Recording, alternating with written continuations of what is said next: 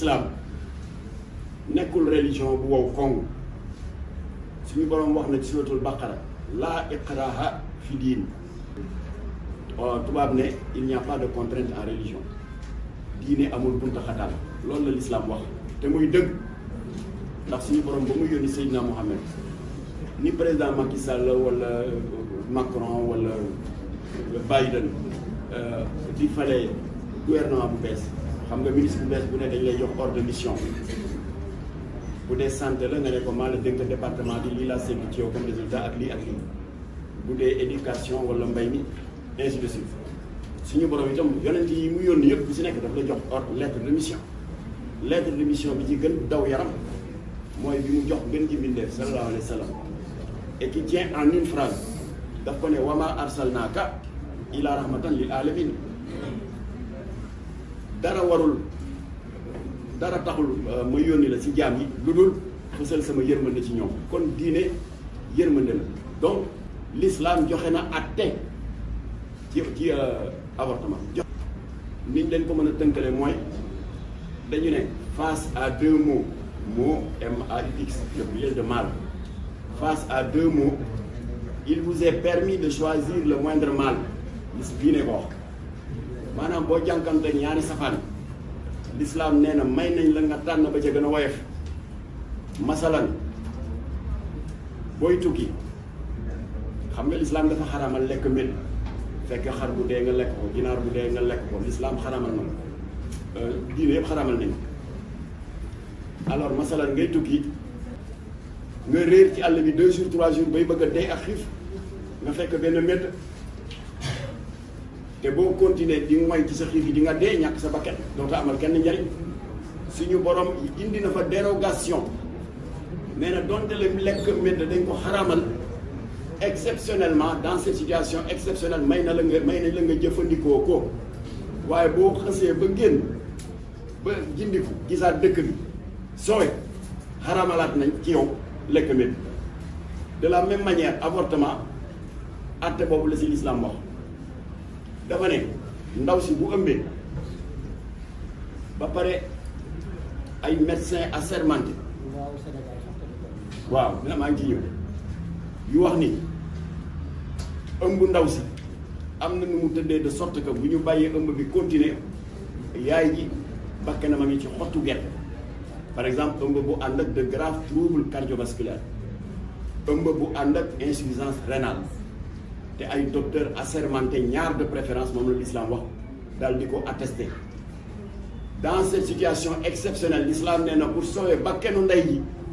il vous est autorisé ngeen taxali ko ak ëmb bi c'est la seule et unique dérogation bu l'islam joxe amul beneen ku ci xam beneen itam ak ci ban téere la nga indi ko alors looloo waral nag l'état du Sénégal comme ni ko état yëpp defee nga xam ne législateurs yi dëkk boo dem loi yi régir la vie communautaire du jóge ci asamaan si daan législateurs yi dafay sukkandiku sur les réalités socio-culturelles alors ba suñu diine yëpp waxee loolu législateur sénégalais ci la sukkandiku daal di nas l'article 305 du code pénal daal di ne le code pénal sénégalais xaraamal na avortement sauf bu fekkee am na des raisons médicales et médicalement attestées qui l'autorisent le code de déontologie des médecins article 35 dëggal ko daal di ne ñun médecins yi tere nañu suñu bopp avortement lu dul pour sauver yaay ji amul beneen pexe lu dul avorter ba ñu paree la loi sur la santé de la reproduction feelu leen et qui a été démocratiquement votée par l'Assemblée nationale du Sénégal qui est un état souverain article 15 loi boobu nee na xaraamal nañu avortement lu dul bu fekkee ay médecins joxe nañ ay firnde yu wér ni ëmb bi bu continuer yaay ji bakkanam xaj na ci loolu la état du Sénégal tëral féministes yi ñëw bëgg foofu loolu yëpp màbbal ko sous prétexte de kii dañ ko ëmbal te ci viol la ko jógee kii dañ ko ëmbal te ci inceste la ko jële kon nañ leen defal avortement médicalisé wax naa ko sànq loolu waxin la rek ak tout lëndëm ak manipulation sémantique avortement médicalisé amul tous les avortements sont médicalisés tous parce que mosu leen ci gis benn avorteur buy avorter ak fil de fer une paire de tenailles ak marteau loolu amul avorteur yëpp ñoo bokk ni ñuy avorter xanaa kii day avorter di nëbbu kii di avorter ba jëmu dara kàmm ci hôpital c'est la seule différence kon nañu bàyyi di ko diw beurre ki confiture comme ça ku ko dégg daal ay waay ñi ñu am yërmande waay avortement médicalisé parce que comme ça xëy waxi dàppale la avortement médicalisé amul alors avortement la rek alors moo taxoon nag ñun seen ay càmmiñ lañu Adama Mbuub bi jàmmaarloo naag féministes yu bari dawal ci yërmande ak ubbeeku keneen noonu waaye ñoom ñoo dëgër bopp ndax maa ngi fàttaliku te maa ngi koy tudd fii ñaata yoon lañ ñu boolee ak porte-parole seen kuréel boobu ñuy wax task force lan mooy task force qu'est-ce que c'est que ces intonations guerrières là ñun xeexuñu guerruñu task force lañ ko tudd ñaata yoon laa am ay plateau télé ak seen porte-parole bi di Ndeye Amy Sakho que j'interpelle ici d'abord maa ngi koy gërëm ci yaram ak tegginam ak tamit ubbeekoom li ma ko wax lu leer la wax naa ko ci plateau Betty Mboub bu Walfadjri wax ko ci plateau Aminata Mbaye bu Lamp Fall TV wax ko ci benn direct bu ñu def ak Maria Diop à Sénégal ak ci yeneen plateau ma ne comme que ñoo bokk réew mi te réew mi mënuñu koo loolu politicien boobu di wax mënuñu koo pàccoo te àla kulliyaalin dañ ko war a pencoo tant que yéen a ngi jàpp ci seen buum en tant que pro avortement de l'autre côté mu am les anti avortement mais le débat va s'éterniser kon nañ leen toog waxtaane ko parce que yéen ëpp leen ñu yërmande argument bi ngeen jël dañ ko violé papaam a ko violé nijaayam mu jële ci ëmb dafa jàdd ci benn ruq ay góor song ko viol collectif mu jële ci ëmb d'accord mais ce n'est pas une raison pour que cas particulier yooyu ngeen bëgg ko taafantaloo pour jël l'article 305 du code pénal qui est une loi de portée générale ngeen dammat ko daaneel ko dindi ko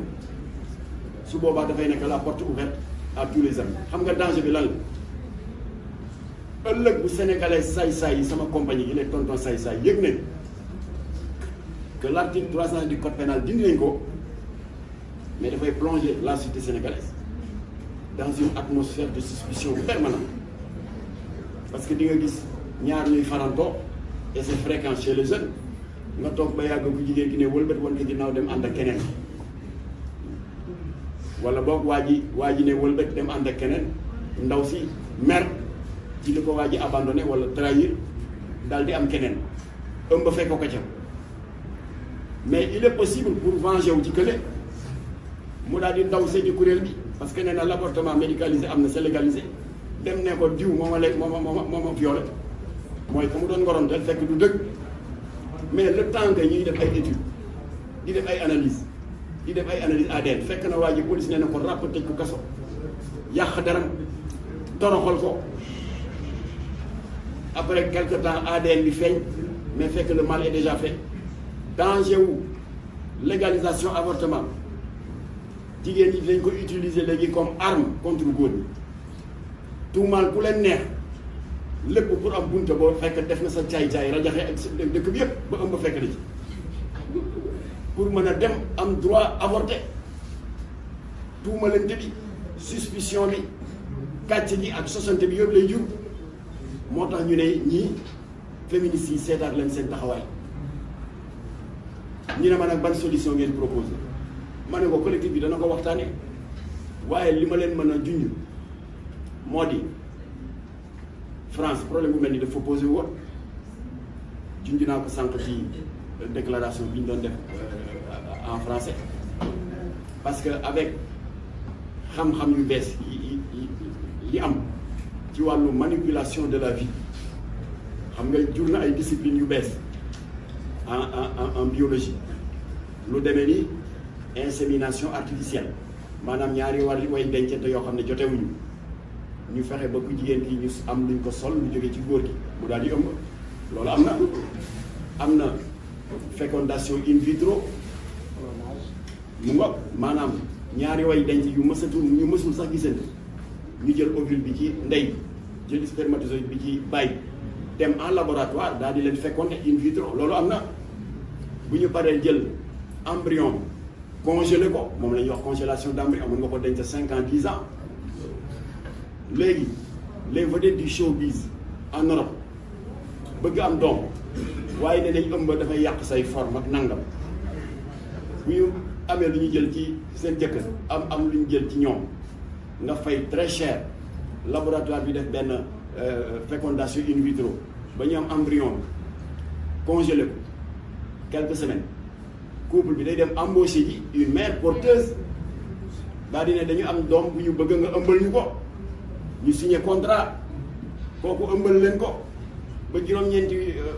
weer yi mat mu wasinal leen jox leen ñu fay ko xam nga am na léegi Europe waaye nag dafa am ay scandale yu ci am moo tax France taxawaat def taxaw seetlu scandale yi moo di am na jigéen ñoo xam ne dañuy nekk des mères porteuses ñu fay la ay millions nga ëmbal leen te ëmb dafa nekk lu délicat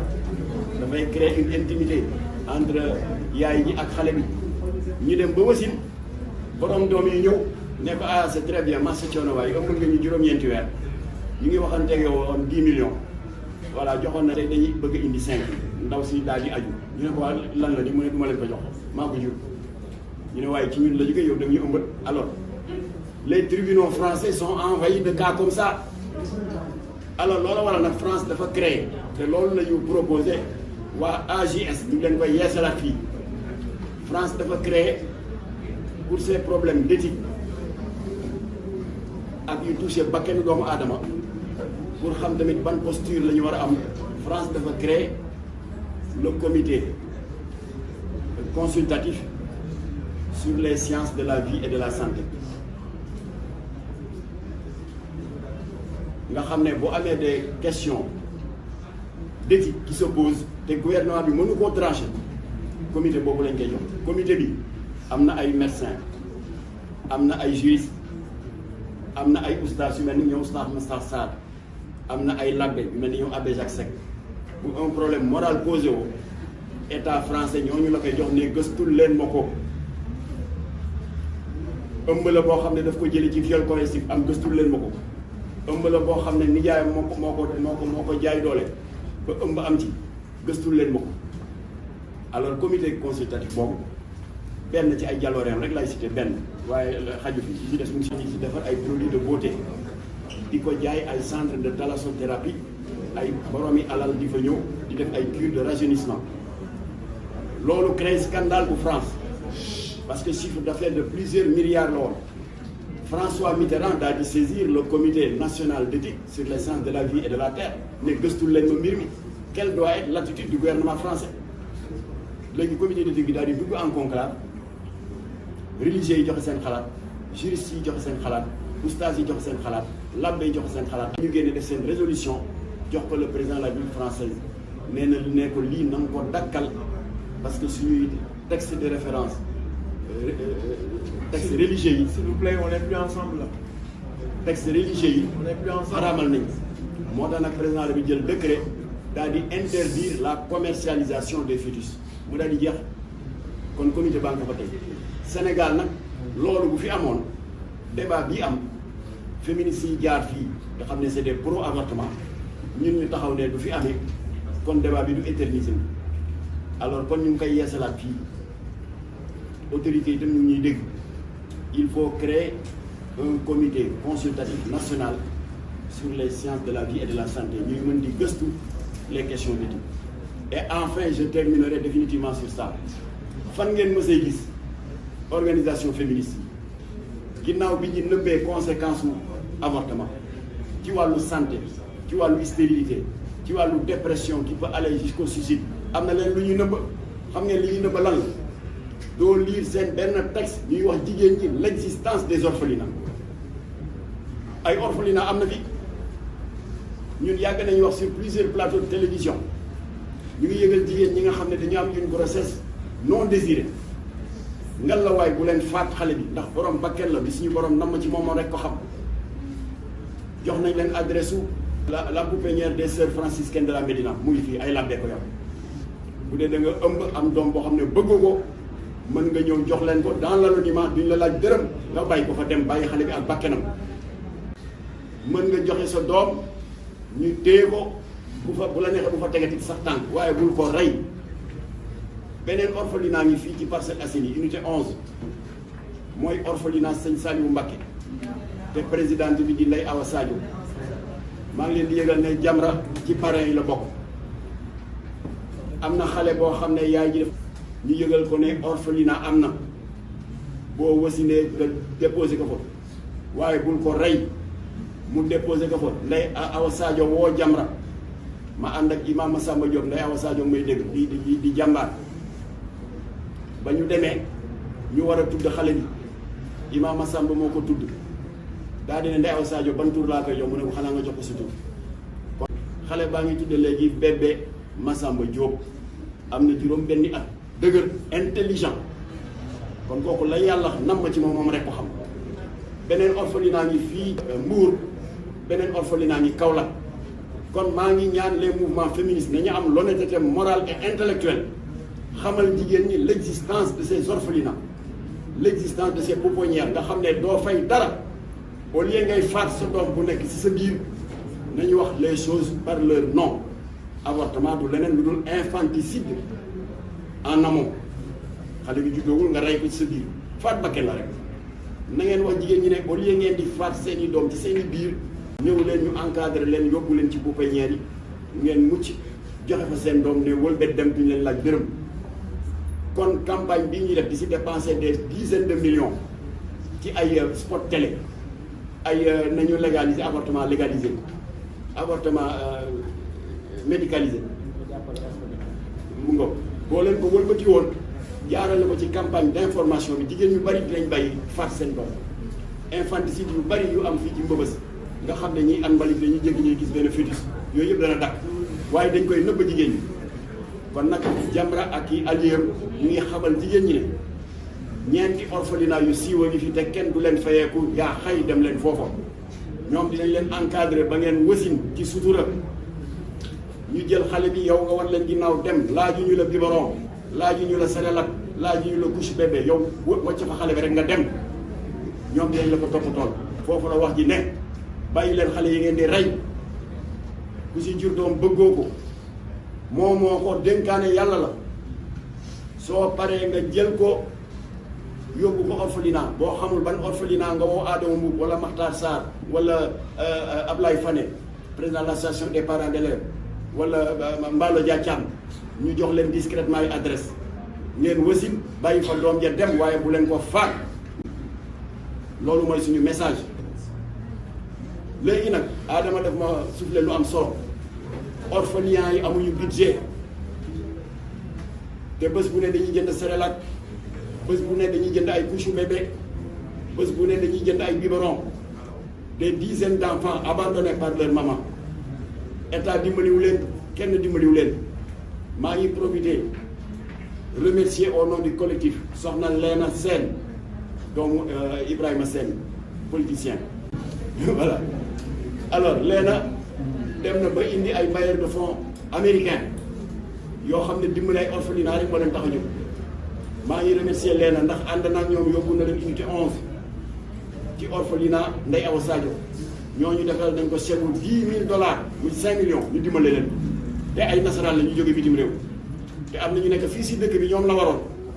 kon maa ngi ñaan les communes d'arrondissement si seeni budget ni ñu ciy prévoir ay budget tabaski ak ay ndimbal ñu sóoraale orphelinat yi waaye nañ ko fësal parce que dina encourager les populations ñu daal di def la même chose voilà kon nag lii moo doon suñu premier jalon bu collectif bi posé may fàttali ne composition collectif bi Makhtar Sarr la moo fi représenté Aar Daara Adama Mboup comité de défense des valeurs morales bi muy jiite moom sëñ Bassirou Mbacké Cheikh Fall di amee dëj ndax baayam moo gaañu mu di maam Cheikh Jëmba Fall khalife général des Baye Fall Mballo Dia Thiam secrétaire général du SUTSAS le syndicat des travailleurs de la santé ak Ablaye Fane di le président national de l'union nationale des parents d'élèves alors lii mooy suñu premier jalon ma di leen yëgal ne nag deuxième jalon bi dès la semaine du ma ne dès la semaine prochaine sax suba lay commencé Adama Mboup le collectif bi mandaté parce que dañuy dem def une tournée d'information auprès des familles religieuses ndax seytaane def wala dafa wax ne seytaane bu yàqulee xel itam mën na bu waxul dëgg itam mën na yàqi xel ndax sport yi ñu bari seetaan nañu ko seen fit di fët-fëti ak yërmande c'est un faux message. bu ñu paree ci yéen à partir de demain am na une tournée d'information yi ñuy def ci kilifa diine yi parce que kilifa diine yi il faut qu'ils aient la bonne information ndax dañu bari yërmande dès demain Adama yónni nañ ko ci famille omarienne parce que Dakar lañ koy tàmbali man danaa pour mu uti rendez-vous ak audience man chargé nañ ma njaboot Seydina Limamou xam nga foofu tamit Dakar la ba tey léegi chargé nañ ma tam l'église parce que jël naa contact ak waa présence chrétienne maa ngi leen di remercier bu baax mon frère Ami Turpin maa ngi remercier Dominique Correa le vice-président de présence chrétienne ñoom dinañ ñu utal audience si le chef de l'église catholique Monseigneur Benjamin Ndiaye bu ñu paree Dakar nag ñoom Makhtar Sarr nag dinañu am délégation buy dugg ci dëkk bi dinañu def Touba Tivaouane Ndiassane Thiénaba Niassène Medina Baye Medina El Hadj on va leur donner des documents dans la mesure du possible dañ ko tënk en arabe jox leen alors loolu nag mooy doon suñu deuxième salon moo taxoon nag ñu den leen ko yëgal léegi fu ci toll ci étape yi seen correspondant yi yéen ci région yi ngeen informé leen bu Makhtar Sarr jógee jataayam ak xalif bi bu génnee il va faire une déclaration ñu wan féministes yi ne Sénégal restera le Sénégal de Seydi Hadji Malick le Sénégal de Cheikh Ahmadou Bamba le Sénégal de Cheikh al Islam Baye Ibrahima Niass le Sénégal de Seydina Limamou te du ñu nangu kenn benn tubaab bu ñuul ak loo bëgg a roy dàq ak loo nekk victime du mimétisme aveugle des sous-cultures occidentales du ñu nangu mukk ngay fab suñu valeur di ko wanteer. salaamaaleykum wa rahmatullah.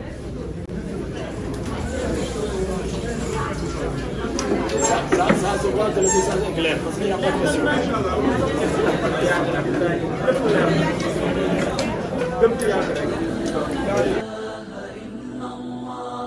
محمد رسول الله